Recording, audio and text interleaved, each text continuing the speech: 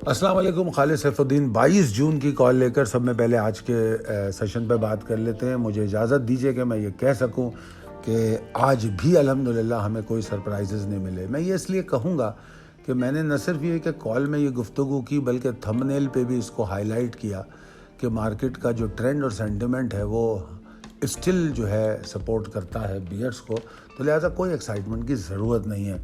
और अगर आप आखिरी 2 सेशन देखें तो ये बातें मैं कंटिन्यू कहता हुआ आ रहा हूँ कि बियर्स पावर में है। और उसके बाद कल 31 पॉइंट के इजाफे के साथ बंद हुई थी, तो काफ़ी सारी उम्मीदें लोगों के दिलों में पैदा हो जाती हैं। और मैंने कुछ ग्रुपों पे मैंने जिस तरह मिड डे में जिक्र किया, तस्करा भी सुना जी मार्केट यहाँ से अब रिकवर करेगी, जी 200 पॉइंट ऊपर जाएगी, जी 400 पॉइंट ऊपर जाएगी। तो ये बातें मैंने सुनी, मगर मैं ये सिर्फ सुनता हूँ, मगर मेरा जो मौक़िफ़ है वो आपके साथ में मुकम्मल दयानतदारी से शेयर करने की कोशिश करता हूँ। अगर आज का हाई भी देखें तो अगर वो 40,804 का भी है तो इतना अहम नहीं है, इसलिए कि it happens in the pre open volatility. 10 बजे के अंदर अंदर ही सारा कुछ हुआ।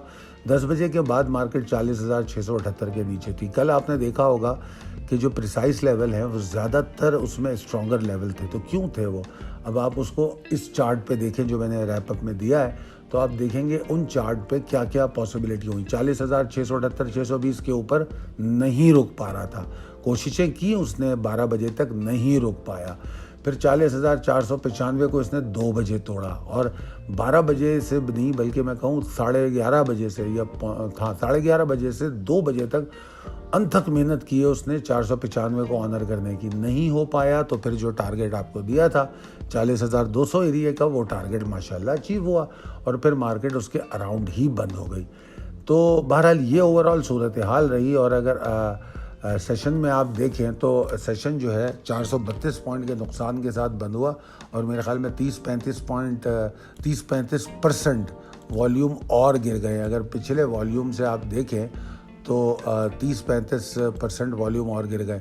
कल जबकि वॉल्यूम मैंने आपको बताया था कि परसों के मुकाबले में गिरे थे, और फिर मैंने वो पेनी स्टॉक्स को अलग करके बताया था कि और कहा था कि देखो 5 करोड़ के एरिया में ये दोबारा एंटर हो गया है। तो अगर आप देखें आज के वॉल्यूम तो वो 4,71,00,000 है, 75 लाख हैं, तो वो हम तकरीबन फिर वो 5 करोड़ के बैंड में आ चुके हैं।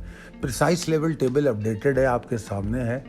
हमारे पास रेजिस्टेंसेस भी मौजूद हैं, और रेजिस्टेंसेस में बहुत ज़्यादा दम तो नहीं है, तो हाइपर मूव्स को तो वो ज़्यादा वो नहीं करेंगी, मगर 40,625 पहली स्ट्रॉन्ग रेजिस्टेंस है।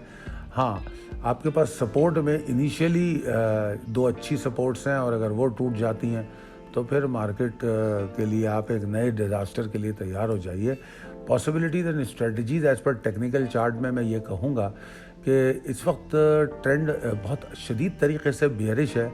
अगर आप नोटिस करें तो टोटल 10 सेशन मंदी के हम देख चुके हैं, अगर रीसेंट हाई से देखें। और अगर रीसेंट हाई से हम हिसाब लगाएं तो 2086 पॉइंट मार्केट लूज़ कर चुकी है 42,307 से। 10 सेशन में 42,307 ये रीसेंट हाई है, वहाँ से हम 2086 पॉइंट लूज़ कर चुके हैं 10 सेशन में। तो ठीक ठाक नुकसान हो चुका है, जो इस बात पे पॉइंट करता है कि बियर्स की पावर अच्छी खासी है।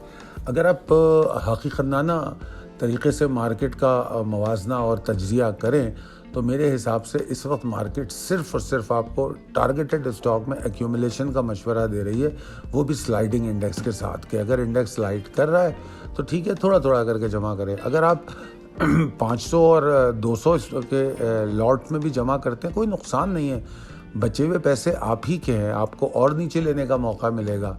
ये होती है एवरेज बाइंग। एवरेज बाइंग वो नहीं होती कि पहले ख़रीद लिया आप मजबूरन एवरेज कर रहे हैं।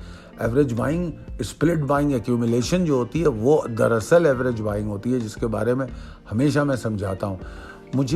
मेरा ये मानना है कि आप लोगों के दिल में बुल्स के लिए कोई सिंपैथी होनी नहीं चाहिए, क्योंकि मुझे ऐसा लगता है कि ये जो 40,685 और 625 और 585 का जो मैंने लेवल दिया है, ये लेवल जो है इसके ऊपर रुके बगैर, सस्टेन किए बगैर छूने की बात नहीं हो रही। सस्टेन किए बगैर कोई ऐसी बात पैदा हो नहीं सकती। और आपको टारगेट मैं कल की कॉल में ही दे चुका हूँ 40,000 का, तो वो टारगेट अब बहुत करीब आ चुका है। तो कल हो सकता है हमारे लिए वो इमीडिएट टारगेट साबित हो, और अगर ये इमीडिएट टारगेट अचीव हो गया और मार्केट इसके नीचे क्लोज हो गई इस हफ्ते के लिए, तो ये तो बड़ी मुसीबत रहेगी, मंदी का रुझान बढ़ेगा इसमें।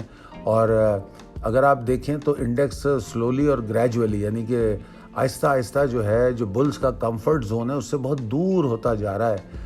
तो मैं समझता हूँ कि इसमें बड़ी एहतियात की ज़रूरत है।